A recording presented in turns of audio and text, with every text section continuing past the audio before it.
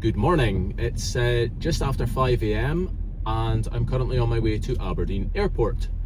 My final destination is Gloucester, which is a bit of a pain to get to from Aberdeen because it's either a 500-mile drive, which is about 8.5 hours before any stops, or it's about 9 hours on a train with 4 changes, or alternatively I'm flying to Birmingham, at which point I'm going to get a train over to Gloucester, which is 2 changes and about an hour and 20 minutes. So in theory I should be there for 10:30, at which point I'm getting picked up from the station by Mark Stewart, and I'm going to Stewart Golf factory for a tour and to watch and help build my own custom white Q Follow limited edition, which I'm super excited about.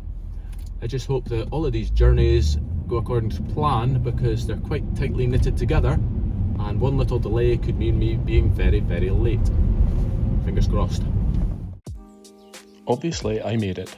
Mark was waiting for me at the station, and it took us about 20 minutes to get to the factory, where Mark gave me a history lesson on Stewart Golf. Then we started the tour. Once we reached the production line, my white Q Follow chassis was ready to go, but it had silver wheels. I asked if they could be swapped out for black ones as I wanted to replicate my old X9 Follow, which was one of the nicest looking trolleys I've had. My first task was to fit the circlips and the covers to the wheels. The production line is made up of 3 people who build 24 trolleys in a day. When particularly busy, they run 2 lines with 6 people who build 48 trolleys a day. The next part was fitting the wiring harness to the motor and the motor caps. The motor then gets bolted in, ensuring the wiring is correctly orientated. Kat and I did one each so he could show me what to do. The idea of a visit came about when I put my own Q Follow in for a service in October. I'd seen a Golf Digest competition where they were giving away a white Q Follow and thought it looked amazing. I asked if this was ever going to be a production model, as I'd really like to buy one. The response was yes, it'll be an extremely limited model, and would I like to come see my own one being built? I jumped at the chance. Now that the motors are in place, the iconic red Follow antennas are fitted, again ensuring the wiring is in the correct orientation. You can see on the bench that we're using multiple different electric drivers. Each bolt has its own torque setting to make sure it's tightened correctly. Once Kat's part of the build is complete, he passes the trolley over to Andy. Andy bolts the covers onto the motors.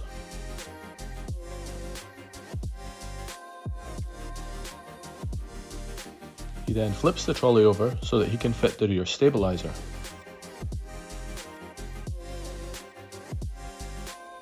Once that's secured in place, the handle assembly is fitted. I'm attaching the part that holds the handle in place. I've done this bit before on my own trolley when I had to replace the broken rear stabiliser. I then have to line up the on-off switch and the status LED. Andy is now going to fit the rear mudguards. When I got my Q Follow about 5 years ago, these came separately in the box and the user had to fit them themselves.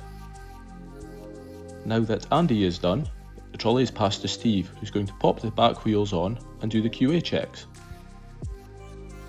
No trolley has failed before. Once Steve's happy with the trolley, he moves it onto the rolling road where he can function test it. He tests the remote as well as the follow function, ensuring that it goes off when in the neutral zone.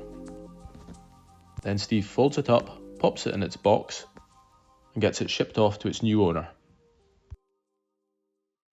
Once the build was complete, Mark took me around the factory, introducing me to most of the 40 workforce who were there that day, and a couple of dogs too.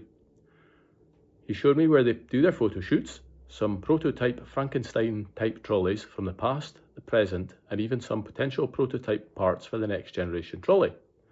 We also spoke about the new podcast series that Stewart are doing, Stewie the AI Helper, and Stewart Golf's core beliefs, and even some top secret stuff that they're working on for the future. Mark and I then went for lunch, and he dropped me back at my hotel for about 3:30. I did the reverse journey the following day, starting at 8 a.m, and was back in Aberdeen just after 2.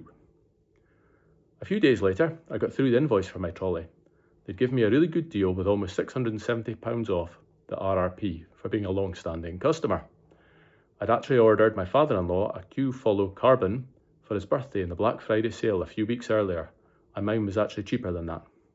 I was due to head away for Christmas and New Year, so I asked if they could delay sending it, as I didn't want it either lying about in a courier warehouse or sitting on my doorstep for 2 weeks while I was away. It's due to be delivered in the next few days though. Stewart sent the trolley out on the first working day of the year, but due to some incredible snow here, it took 4 days to arrive. As you can see in the background, we had about 60 centimetres of snow in the first couple of days. No couriers were operating due to the dangerous conditions. I then had the fun of unboxing it for my first real look at it.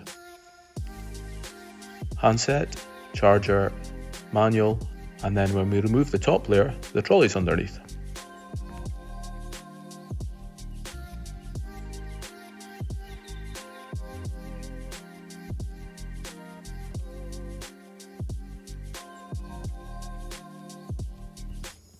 Couldn't resist taking the trolley out to the snow for a once around. It's a shame it was a few days late because by that time everyone had trampled all over the snow, somewhat spoiling the effect. So here it is in the flesh, white Q Follow, number 1 of 20. I was advised the other 19 of the limited edition are going to go on sale in March, so that'll be something to look out for. Now mine's truly unique, with these gloss black wheels, as the other 19 are going to ship from the factory with the standard grey wheels. Take a closer look at the coating here. You can kind of see the weave pattern in amongst it. Now it's done by a company called Cerakote, I think that's how it's pronounced, who specialise in high performance dip coatings.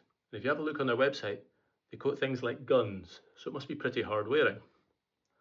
I've asked Stewart if they could send me a couple of sample pieces so I can test out how resilient it is. So we'll see how that goes. You might note that there's no coating on the hard wearing part where the bag's going to sit, which can only be a good thing.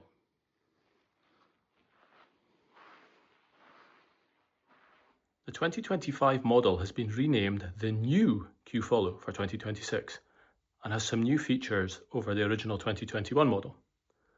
First, an upgraded upper, which has been strengthened to be more rigid. Makes a big difference when pushing in manual mode, as the trolley has less flex to it.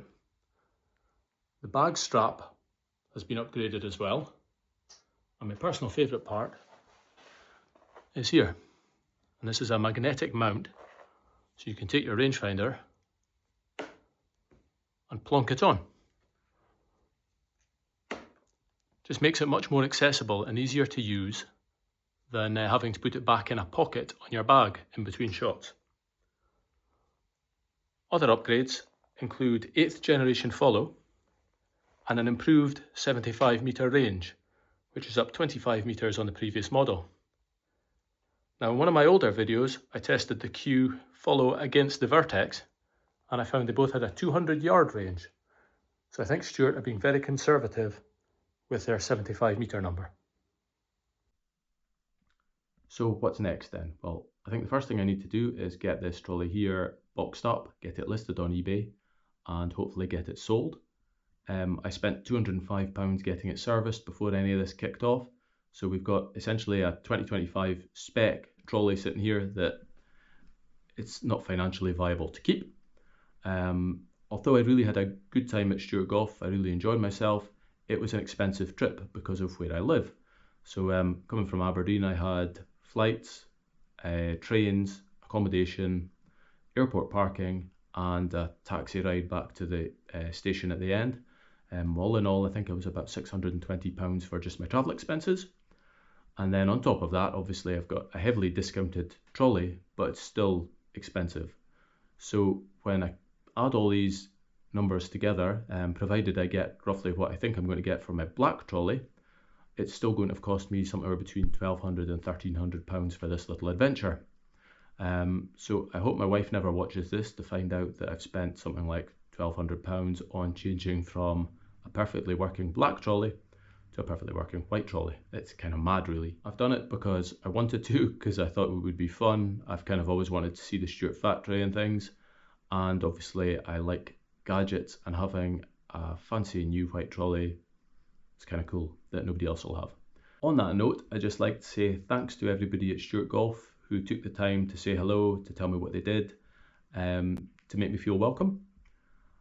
A bigger thanks to Mark, who essentially took the entire day off to show me around. He picked me up from the station, toured the building, history of the company, future plans, etc. Went for lunch, had a good chat. Just generally, I had a really good time. So thank you for that.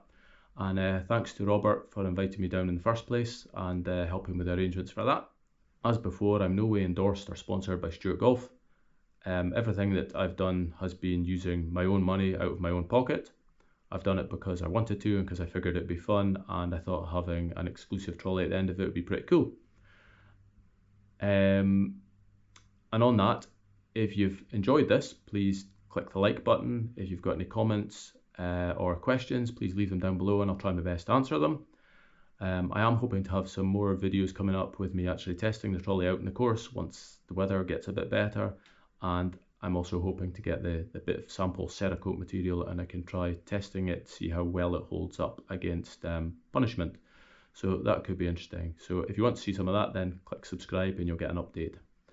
But as per usual, thanks for watching and take it easy.